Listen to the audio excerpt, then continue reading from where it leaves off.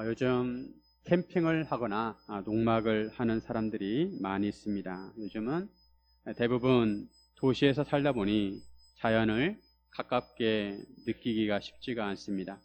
그래서 경치 좋은 곳에 텐트를 치고 지내면 자연을 피부로 느낄 수가 있습니다. 풀내음을 머금은 바람을 느끼기도 하고 새소리와 풀벌레 소리를 가까이서 들을 수도 있습니다. 밤에는 모닥불을 피워놓고 옹기종기 모여 앉아 도란도란 얘기를 나누면서 가족끼리 좋은 추억을 만들 수도 있습니다. 마음도 편안해지고 새로워집니다. 가끔 이렇게 자연 속에서 지내면 몸과 마음이 치유가 되고 새 힘을 얻습니다. 하지만 매일 텐트 생활을 하라고 한다면 불편함이 한두 가지 아닐 것입니다. 씻기도 불편하고 생필품을 구하기도 힘들 것입니다. 캠핑도 어쩌다 하면 즐겁지만 매일 하면 새로울 것도 없고 오히려 고생입니다. 그런데 오늘 본문에 보면 왕궁에 살다가 광야에서 살아가는 사람이 있습니다. 바로 다윗입니다. 다윗은 광야에서 10년이 넘게 살게 됩니다. 광야에서 살아가는 다윗은 어떤 삶을 살게 되었을까요? 우리가 인생을 살면서 꽃길을 거닐 때도 있지만 광야를 지날 때도 있습니다. 광야는 바람막이가 없습니다. 광야는 위험에 노출되어 있습니다. 항상 사주 경계를 해야 하고 생명을 지키기 위해서 조심해야 합니다. 이처럼 광야 같은 세월을 지날 때 우리가 어떻게 살아야 하는지 함께 나누기를 원합니다. 첫째, 나의 사명지를 지켜야 합니다. 하나님께서 우리 각자에게 주신 사명이 있습니다. 그리고 우리에게 맡기신 사명지가 있습니다. 광야를 하더라도 우리는 하나님께서 맡기신 사명지를 떠나서는 안 되고 지켜야 합니다. 왜냐하면 그 사명지가 우리 인생을 의미 있게 하기 때문입니다. 다윗은 자기를 죽이려고 하는 사울을 피해 도망자의 삶을 살았습니다. 블레셋 가드 아기스 왕에게 피신을 했지만 그의 신하들이 다윗의 위험성을 알아보고 경계를 하였습니다. 이로 인해 다윗은 미친 채 하면서 블레셋을 빠져나왔습니다. 다윗은 가드를 떠나 아둘람 굴로 도망을 갑니다. 아둘람 굴은 다윗의 아지트가 되었습니다. 여러분은 굴에서 살아본 적 있습니까? 저는 어렸을 때 방공 같은 곳에서 놀곤 했습니다. 굴 속에 들어가면 앞을 살펴볼 수 있는 구멍이 나 있습니다. 하지만 이런 굴에서 놀긴 하지만 살기에는 적합하지 않습니다. 그런데 다윗은 아둘람 굴을 은신처로 삼았습니다. 자기를 찾아 죽이려 하는 사울의 눈을 피해야 했기 때문입니다. 다윗이 숨어있는 아둘람 굴로 다윗의 형제와 아버지와 온 집이 내려갑니다. 다윗의 가족들도 사울의 위험성을 알았습니다. 그뿐 아니라 환난당한 자, 그리고 모든 빚진 자, 마음이 원통한 자가 다윗에게 모여들었습니다. 이런 자들은 사회에서 소외된 자들입니다. 사람들에게 대접을 받지 못하고 사람들로부터 인정받지 못하는 자들입니다. 사회적으로 보면 별 볼 일 없는 사람들입니다.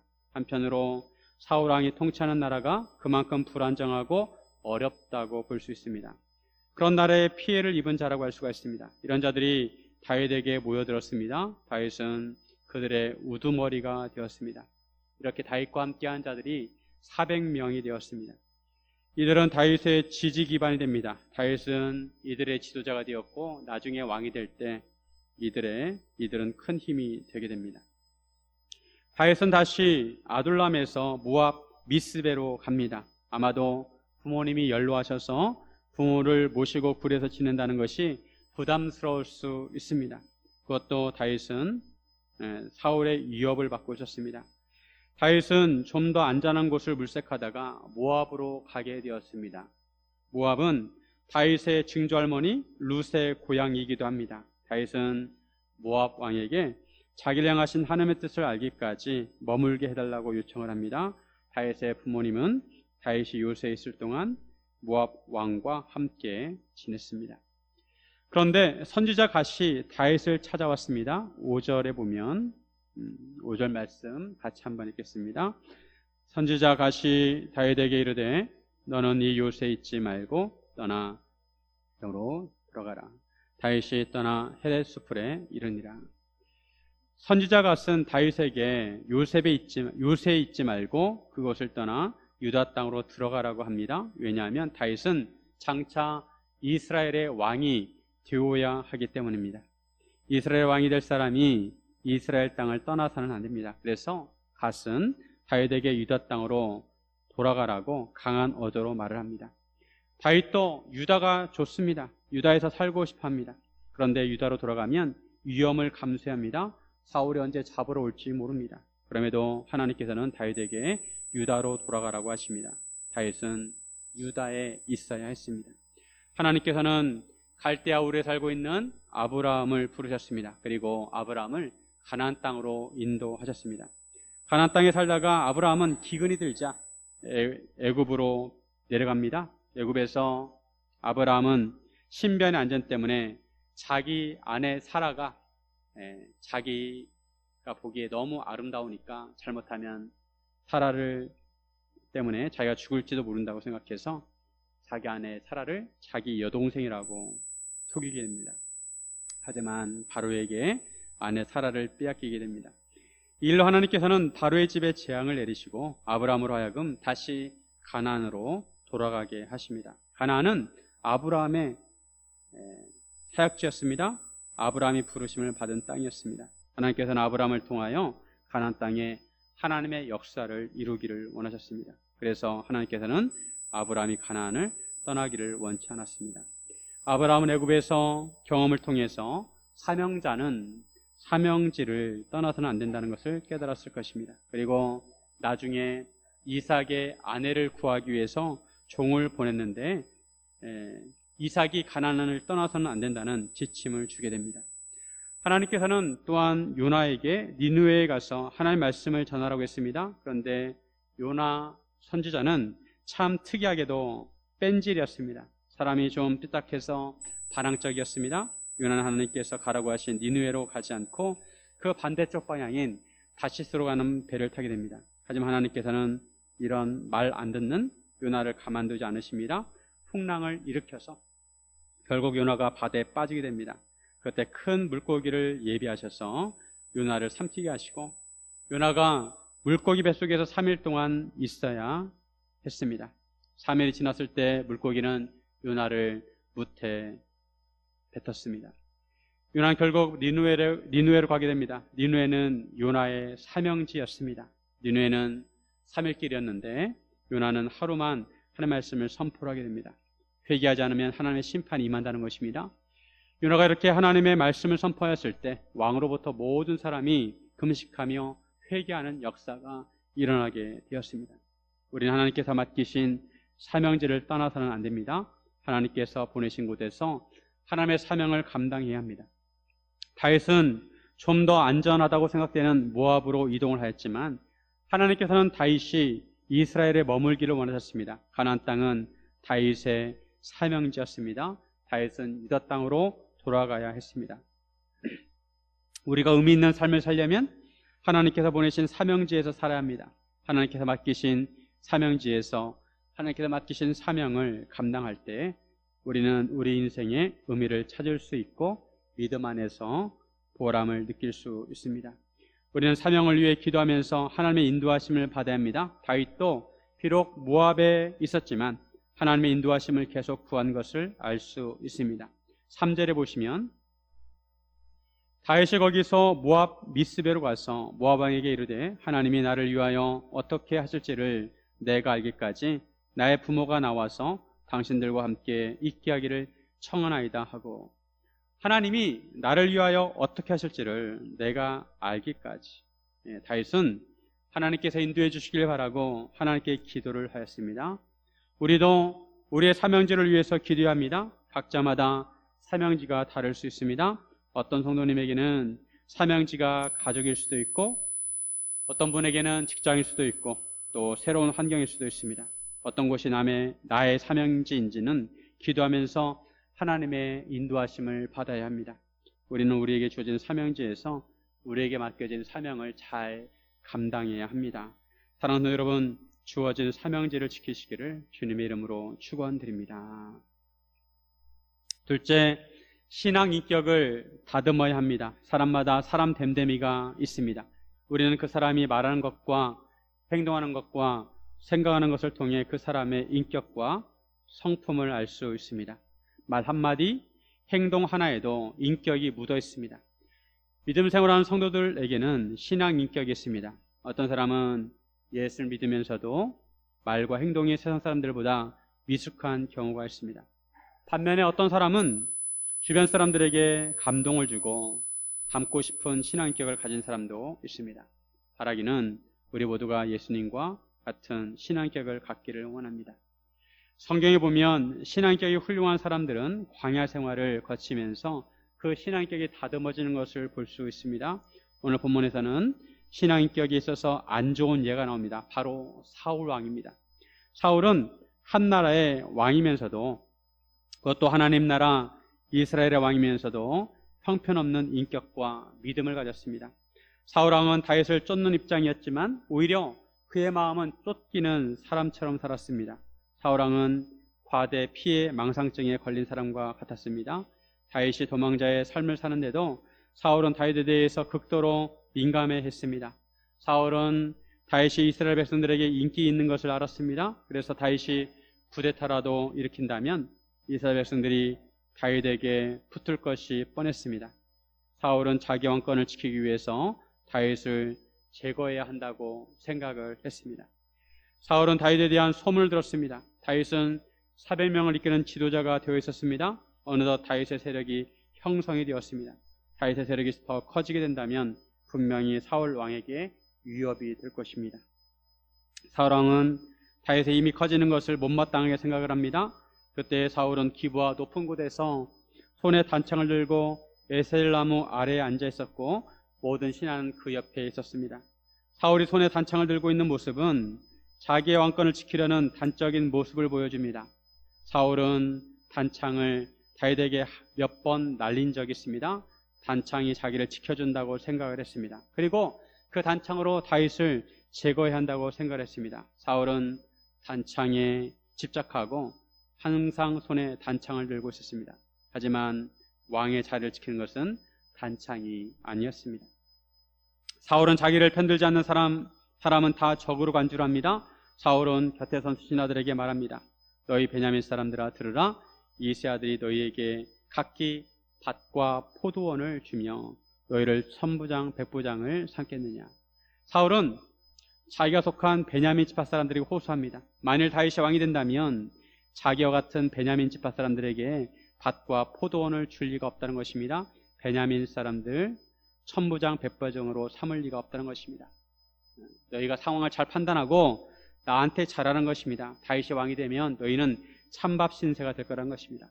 사울은 혈연을 강조하면서 신하들로 하여금 자기에게 협조하라고 합니다. 자기는 다윗을 죽이려고 혈안이 되어 있는데 너무도 미온적인 신하들이 섭섭했습니다. 사울은 이런 신하들에게 그들이 공모하여 자기를 대적하고 그의 아들 요나단이 다윗과 맹약을 맺어서 자기에게 고발하는 자가 하나도 없다고 합니다. 자기를 위하여 슬퍼하거나 자기에게 해가 되는 것을 알리는 사람이 하나도 없다고 합니다. 심지어 사울은 자기 아들이 오늘이라도 매복하였다가 자기를 치려는 것처럼 말을 합니다. 자기 아들마저 의심하고 신뢰하지 않았습니다. 요나단은 사울 왕으로부터 신임을 받지 못하면서도 아버지 사울 곁에 붙어 있었습니다. 요나단은 아버지 사울이 하나님의 뜻에 반하는 행동을 하지만 그럼에도 아버지를 떠나지 않았습니다. 요나단은 사울보다 훨씬 신앙 인격이 훌륭하였습니다. 사울은 다윗이 도망자 신세이면서도 그에게 400명이 모여든 것을 시기해서 말했을 것입니다. 저는 전방에서 북쪽으로 파송되는 침투하는 특수부대원들을 만난 적이 있습니다. 눈빛이 보통 사람들과 다릅니다. 일개 중대원 100명과 특수부대원 10여 명이 논두렁에서 마주쳤습니다. 둘 중에 한쪽은 논두렁으로 내려가야 합니다. 누가 내려갔을까요? 숫자로 보면 특수부대원들이 내려가야 하는데 일개 중대가 논두렁을 내려갔습니다. 사울은 다윗에게 모여든 사람들을 의식했습니다. 그리고 자기 주변 사람들에 있는 사람들을 보니까 한숨이 나왔습니다. 눈빛이 달랐습니다. 자기에게 충성할 사람이 보이지 않았습니다. 사울은 신하들이 자기에게 충성맹세를 하고 무조건 자기를 따라주기를 바랐습니다. 사울은 항상 다윗을 제거할 건수를 찾았습니다. 이런 상황에서 에돔 사람 도액이 노베에서 본 일을 사울에게 알려줍니다. 다윗이 노베에 있는 아히멜렉을 만났다는 것을 알려주었습니다. 도액은 에돔 사람이라 입지가 약하였고 사울에게 인정을 받고 싶어 했습니다. 도액은 다윗을 만난 아히멜렉을 고발합니다. 아히멜렉이 다윗을 위하여 여호와께 묻고 다윗에게 음식을 주고 골리앗의 칼도 주었다고 합니다. 사울왕은 사람을 보내어 아히두베의 아들 제사장 아히멜렉과 노베에 있는 제사장들을 불러옵니다. 그리고 아히멜렉에게 왜 반역행위를 하였는지 따져 묻습니다. 어찌하여 이세 아들과 공모하여 자기를 대적하여 자기를 치게 하려 하였느냐고 죄를 뒤집어 씌웁니다. 아히멜렉 입장에서는 황당하였습니다. 14절에 보시면 아히멜렉이 왕에게 대답하여 이르되 왕의 모든 신하 중에 다윗같이 충실한 자가 누구인지요? 그는 왕의 사이도 되고 왕의 후위대장도 되고 왕실에서 존귀한 자가 아니니까. 아히멜렉은 조목조목 자기가 지은 죄가 없다는 것을 말합니다. 다윗은 모든 신하 중에 충실한 자고 왕의 사위이고 왕이 후위대장이고 왕실에서 존귀한 자란 것입니다.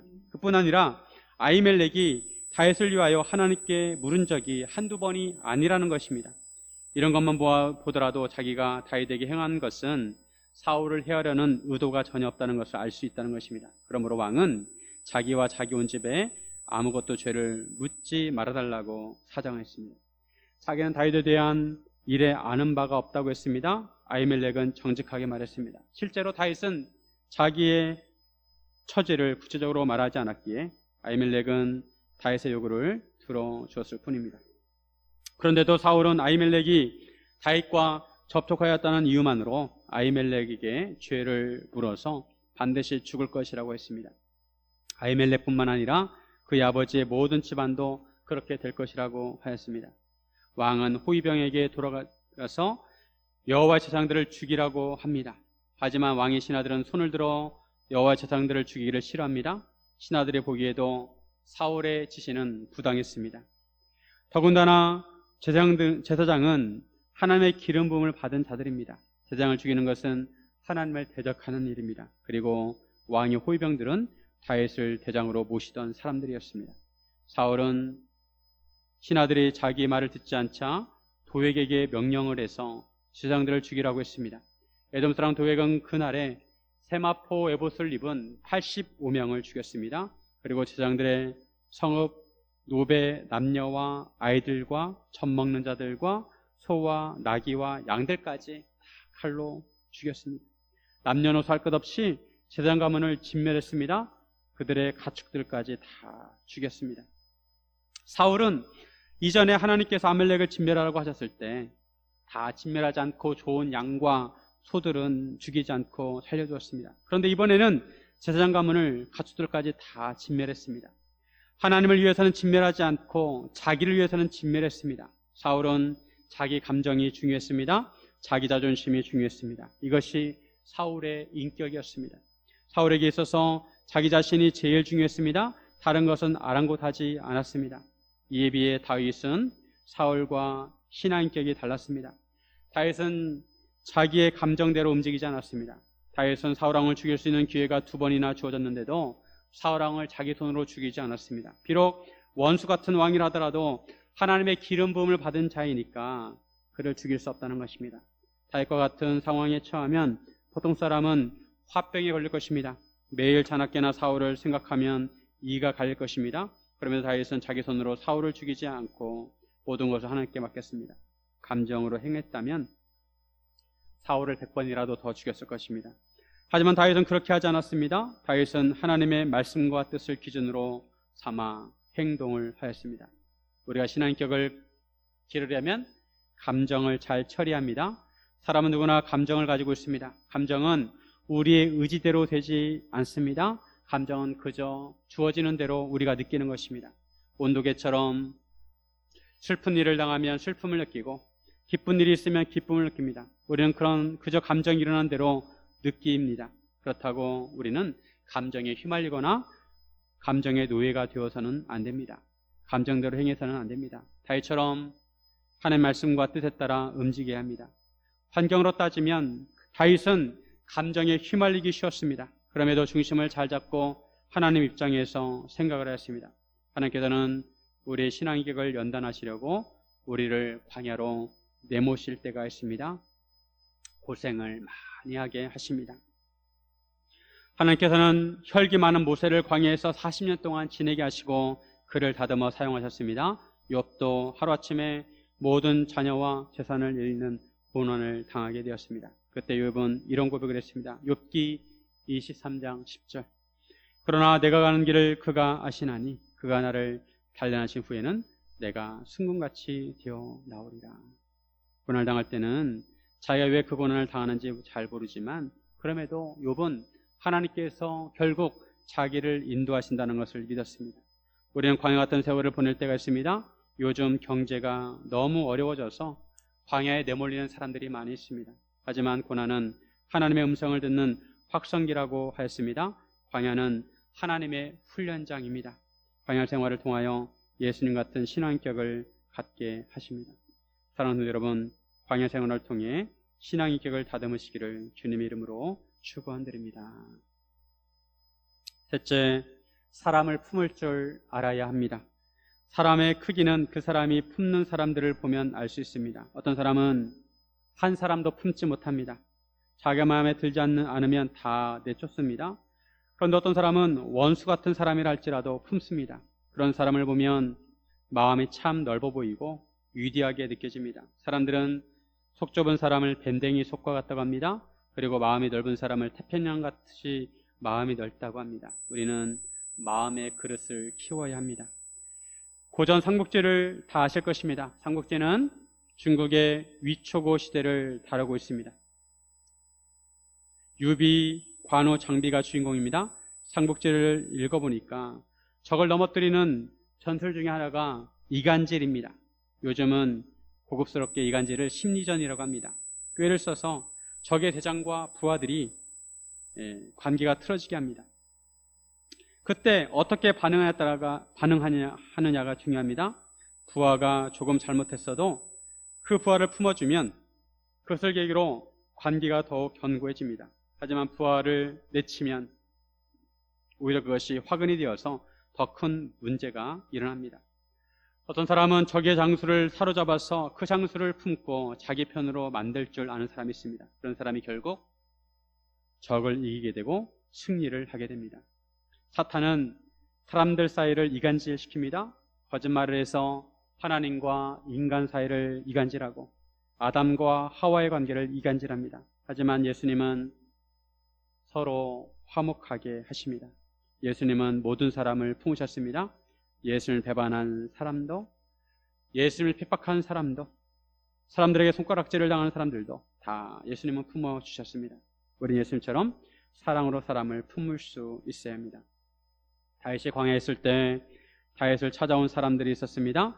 이들은 세상에서 의지할 곳이 없는 사람들이었습니다. 나라가 불안하고 왕이 온전치 못해서 혼란스러웠습니다.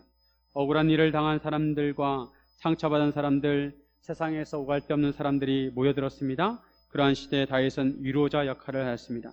자신도 사울로부터 상처를 받았지만 다윗은 상처받은 사람들을 품어주고 위로해 줄 줄 알았습니다. 상처받은 치유자가 되었습니다. 도액이 사울왕의 명령으로 노베에 있는 제사장 가족과 가축들을 진멸할 때 아이두베의 아들 아히멜렉의 아들 중에 하나가 피하게 되었습니다. 그 이름이 아비아달입니다. 아비아달은 도망하여 다윗에게로 갑니다. 아비아달도 다윗과 처지 같았습니다. 이제 사울왕의 영향이 미치는 곳에서는 살 수가 없습니다. 생명의 위협을 느낍니다. 아비아달은 다윗에게 사울이 행한 일을 다 고했습니다.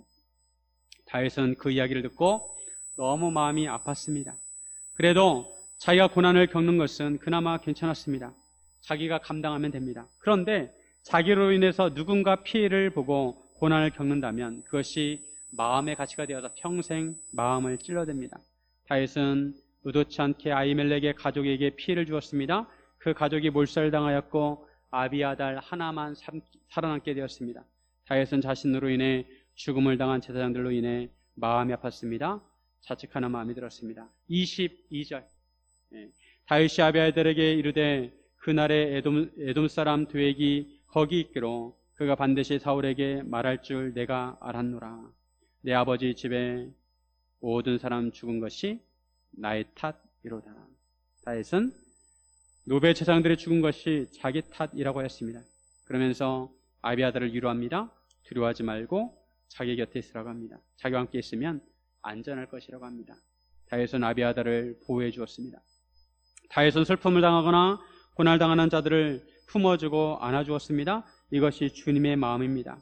하나님의 마음입니다. 하나님께서는 율법을 주실 때 연약한 자들을 돌봐주라고 하셨습니다. 출애굽기 22장 21절에서 23절에 보면 너는 이방 나그네를 압제하지 말며 그들을 학대하지 말라. 너희도 애굽 땅에서 나그네였음이라. 너는 과부나 고아를 해롭게 하지 말라. 내가 만일 그들을 해롭게 함으로 그들이 내게 부르짖으면 내가 반드시 그 부르짖음을 들으리라. 하나님께서는 나그네를 학대하지 말고 고아와 과부를 해롭게 하지 말라고 하십니다. 이스라엘 백성도 애굽에서 나그네 신세였다는 것입니다. 개구리가 올챙이 쪽을 생각해야 한다는 것입니다. 그들이 부르짖으면 하나님께 반드시 그들의 부르짖음을 들으시겠다고 하십니다. 하나님께서는 연약한 자들을 긍휼히 여기십니다. 이런 면에서 우리나라는 잘 사는 나라가 되었는데도 세계에서 세 번째로 부활을 많이 수출을 하고 있습니다. 예수님께서도 마찬가지입니다. 예수님께서도 세상의 무거운 짐진 자들을 긍휼히 여기십니다. 마태복음 11장 28절에 보면 수고하고 무거운 짐진 자들아 다 내게로 오라. 내가 너희를 쉬게 하리라. 세상 사람들은 수고하고 무거운 짐진 자들을 다 떠나가게 합니다. 자기가 쉬어야겠다는 것입니다. 하지만 예수님은 그들 대신에 짐을 대신 지시고 내가 너희를 쉬게 하시겠다고 하십니다. 교회는 예수님처럼 사람들을 품어줄 줄 알아야 합니다. 연약한 자들, 고통받는 자들, 어려움을 당하는 자들을 품어주어야 합니다. 특히 다음 세대를 품어주어야 합니다. 교사들이 우리 다음 세대를 품어줄 때 다음 세대가 믿음으로 잘 자랄 수가 있는 것입니다. 다윗은 어려운 일을 당한 사람들을 품어주고 돌봐주었습니다. 이런 다윗의 마음을 알고 다윗에게 모여든 사람들은 나중에 600명까지 늘어납니다. 그만큼 사울이 다스리는 나라가 점점 어려워지고 있었고 한편으로 다윗의 그릇은 점점 커지고 있었습니다. 안 좋은 일이 있을 때, 어려움이 있을 때 사람들은 탓을 하려고 합니다. 원망의 화살을 쏠 관역을 찾습니다. 엄밀히 말하면 아히멜렉의 가족을 죽인 것은 사울 왕입니다. 그런데도 다윗은 아비아들에게 자기 탓이라고 하였습니다. 요즘 안타까운 사건, 사고들이 많이 일어나고 있습니다. 음주운전으로 인해서 어린아이들이 피해를 입는 사고가 발생하고 있습니다. 민식이법을 비롯해서 그런 피해를 막는 법을 만드는데도 그것을 지키지 않아서 아무 소용이 없게 되었습니다. 우리나라 사람들은 술을 얼마나 좋아하는지 모릅니다. 술이 없으면 대화가 안 되나 봅니다. 음주운전을 낮에도 술을 마시는 사람들이 많고 술에 대해서 너무나 관대합니다. 음주운전으로 사고를 내도 그 잘못을 자기 자신이 아니라 술 탓으로 돌립니다. 술 먹어서 그랬다는 술 먹어서. 잘한 것은 내 탓이고 잘못한 것은 내 탓이라고 합니다. 인간이 고통을 당하는 것은 인간 자신에게 잘못이 있기 때문입니다. 아담이 죄를 지어서 그의 후손들이 고통을 당하고 있습니다. 그렇다고 조상 탓만해서는 안 됩니다. 물론 아담도 잘못했지만 우리 스스로도 죄를 지은 것이 있습니다. 인간들이 서로 탓을 하고 있을 때 예수님께서는 이런 인간들을 위해서 친히 십자가를 지셨습니다. 그리고 제자들에게도 자기 십자가를 지고 따라오라고 하셨습니다. 우리가 자기 십자가를 지고 예수님을 따라가야 합니다. 다윗은 광야에서 살아가면서 사명제를 떠나지 않았고 그의 신앙인격을 다듬었고 사람들을 품을 수 있는 마음의 그릇을 키웠습니다. 다윗은 광야에서 왕의 인격과 믿음과 그릇을 키웠습니다. 흔히 말하기를 왕관을 쓰려고 하는 자는 왕관의 무게를 견뎌야 한다고 합니다. 이번에 영국에서 찰스 3세 대관식이 있었습니다. 이때 찰스 왕이 쓴 왕관이 보석 444개로 만들어졌는데 무게가 2kg이라고 합니다. 우리는 왕의 제도가 고대 유물점으로 알고 있지만 지금도 세계 여러 나라에서는 왕이 존재하고 있습니다. 찰스 3세의 어머니 엘리자베스 2세 여왕도 작년에 서천하였는데 그의 왕관이 무게가 1kg쯤 되었다고 합니다. 엘리자베스 2세 여왕이 말하기를 왕관을 쓰면 종이를 내려다볼 수 없다고 합니다. 고개를 내리면 왕관이 무거워서 목이 삐끗할 수 있습니다.